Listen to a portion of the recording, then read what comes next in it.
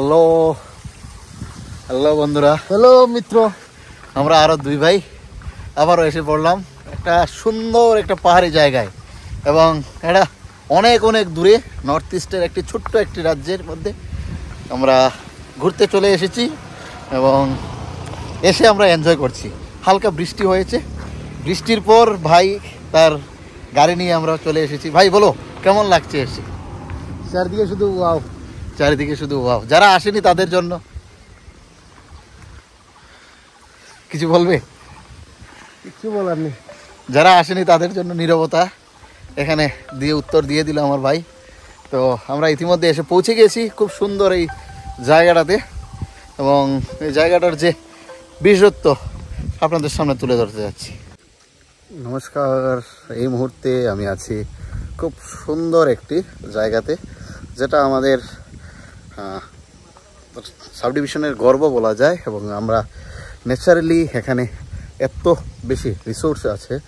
সেটা হচ্ছে আমাদের কাঞ্চনপুর সাব ডিভিশনের জম্পুই পাহাড়। আর এই দেখুন, এই জম্পুই পাহাড়ের যে ইকো পার্কটা বানানো হয়েছে, সেই ইকো পার্কের মধ্যে এই মুহূর্তে আছি। আজকে যে আমরা আসার সময় হালকা হালকা বৃষ্টি হচ্ছিল, এখন অনেকটা বৃষ্টি নেই, আকাশে সূর্যি মামার উদয় হয়ে গিয়েছে, এবং পুরো জায়গাটা দেখুন, এই পুরো দৃশ্য আপনাদের সামনে তুলে ধরছি। আর এইখানে লেখা আছে আই লাভ জম্পুই। তো যারা জম্পুই পাহাড়ে আসবেন, জম্পুই পাহাড়ে প্রবেশদ্বারে জাস্ট এখানে একটা বড় ঝর্ণা ছিল এই পেছনটাতে, এই জায়গাটাতে। এখন সেটা নেই, যখন রাস্তা কেটে বড় করা হয় সেই সময় সেটা শেষ হয়ে যায়। আর এই দেখুন, এই জায়গাটাতে আই লাভ জম্পুই। আর আমরা এই পাহাড়ের পাদদেশের একদম পাশে এই জায়গাটাতে আছি।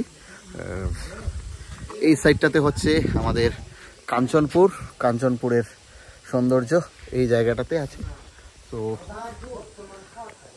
যদি আপনারা কেউ জম্পুইয়ে আসেন, জম্পুইয়ে আসলে অবশ্যই এই জায়গাটাতে কিছুটা সময় কাটিয়ে যাবেন, জম্পুইয়ের সৌন্দর্য উপভোগ করে যাবেন। সবাইকে জম্পুই পাহাড়ে আসার স্বাগত রইল। আপনারা আসুন, জম্পুই পাহাড়কে দেখে উপভোগ করে যান প্রকৃতি।